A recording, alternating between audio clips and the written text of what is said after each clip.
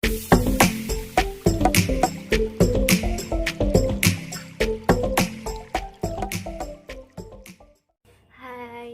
namaku Nada. Aku dari Poltekkes Jakarta 1. Hari ini aku mau jelasin tentang lubang gigi. Kita mulai ya. Nah, lubang gigi itu apa sih? Jadi, lubang gigi itu adalah penyakit pada jaringan keras gigi yang mengakibatkan gigi menjadi berlubang. Nah, jika lubang gigi ini dibiarkan, akan menjadi kerusakan pada jaringan syaraf gigi. Nah, selanjutnya aku akan menjelaskan tentang penyebab lubang gigi ini ada 4. Yang pertama itu adalah makanan.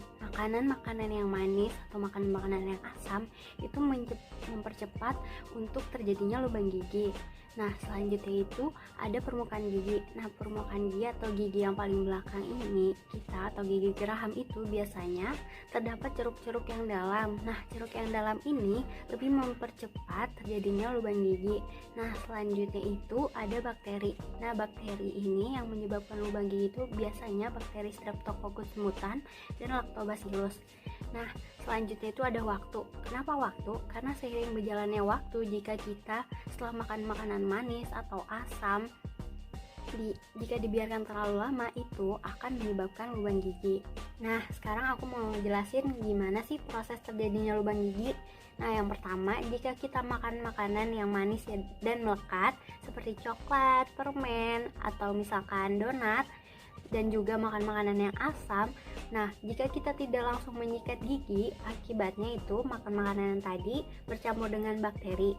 Nah, setelah itu bakteri akan dirubah menjadi asam. Nah, asam ini yang terlalu banyak pada permukaan gigi, lama-kelamaan seiring berjalannya waktu akan menyebabkan lubang gigi. Nah, selanjutnya aku akan menjelaskan tentang gejala lubang gigi. Yang pertama itu lubang gigi mencapai email.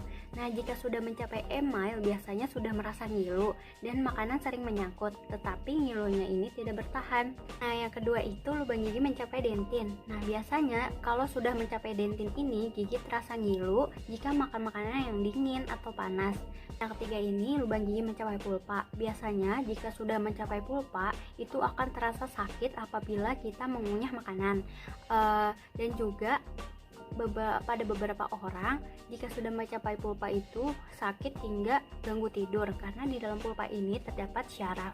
Selanjutnya aku akan menjelaskan akibat-akibat dari lubang gigi. Nah, yang pertama itu pasti sakit gigi. Nah, kalau misalkan kita ada lubang gigi itu pasti terjadi sakit gigi apabila lubang giginya sudah terlalu dalam. Nah, selanjutnya itu yang kedua ada bau mulut. Kenapa bau mulut? Karena bakteri-bakteri yang menyebabkan lubang gigi itu juga menyebabkan bau mulut. Nah, selanjutnya itu gigi dicabut. Kenapa gigi bisa dicabut akibat lubang gigi? Karena apabila lubang giginya sudah membesar atau dalam dan mahkota giginya sudah habis, itu harus dilakukan pencabutan. Nah, yang selanjutnya itu adalah abses. Nah, abses ini terjadi apabila adanya infeksi yang diakibatkan dari lubang gigi. Nah, yang selanjutnya aku akan menjelaskan tentang gimana sih cara mencegah lubang gigi. Nah, yang pertama itu jangan lupa untuk menyikat gigi 2 kali sehari, pagi setelah makan dan malam sebelum tidur. Nah, yang kedua itu adalah perbanyak makan buah-buahan dan sayur. Kenapa harus buah-buahan dan sayur? Karena buah-buahan dan sayur itu mengandung sifat self cleansing. Apalagi buah-buahan yang berserat dan berair, dia bisa membersihkan gigi kita secara alami. Nah, yang ketiga itu jangan terlalu banyak makan makanan yang manis dan melekat seperti donat, coklat, atau permen. Itu kita tidak boleh terlalu banyak. Nah, selanjutnya yang keempat itu periksa ke klinik gigi 6 bulan sekali. Itu gunanya untuk mengontrol kesehatan gigi kita. Nah, sekarang aku mau ngasih tahu nih gimana sih perawatan jika kita sudah terjadi lubang gigi.